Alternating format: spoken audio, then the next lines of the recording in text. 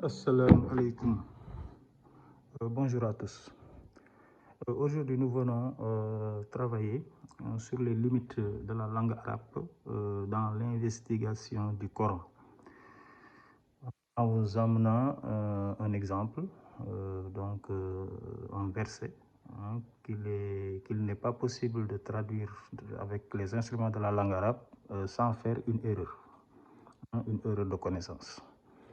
Donc, ce verset, il est là. Donc, ce verset-là, il est impossible de le traduire avec les instruments de la langue arabe sans commettre une erreur. On va voir ça. Donc, ce qu'il faudrait considérer, c'est qu'il existe 5 domaines dans le Coran dans lesquels la langue arabe joue entièrement son rôle. Ces 5 domaines, donc, on pourra vous les expliquer plus tard si vous le souhaitez. Mais en dehors de ces 5 domaines, donc le fonctionnement de la langue arabe se voit alors limité. Et lorsque la langue arabe ne fonctionne plus, elle est remplacée par le hilm, donc la connaissance qui prend le relais. Et nous allons, je vais vous montrer ça donc tout de suite. Donc, وَيُحَذِّرُكُمُ nafsahu est habituellement traduit dans les tafsirs comme Dieu vous met en garde contre lui-même. Nafsahu, vous avez lui-même. Donc Dieu vous met en garde contre lui-même pose un problème.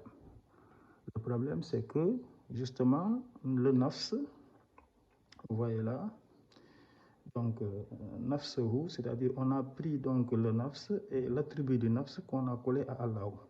Donc c'est pour cela qu'on a lui-même. Donc si vous prenez ce damir-là, c'est-à-dire cet attribut-là du nafs que vous donnez à Allah, donc vous dites donc qu'Allah possède du nafs. Or, quiconque possède du nafs meurt, décède. Le nafs, kullu nafsin za'iqatul maut. Donc tout le monde le sait, c'est-à-dire tous ceux qui ont le nafs décèdent. Or, ici dans cette tradition, le damir-là, le hu, donc vous êtes obligé en arabe de le donner, n'est-ce pas, à Allah. Or, c'est pour ça qu'on a lui-même.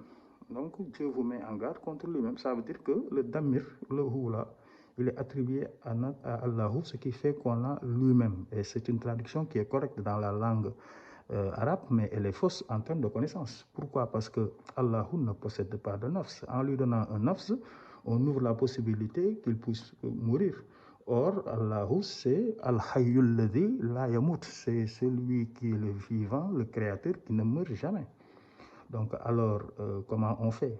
Comment on fait si on ne peut pas le traduire de cette façon?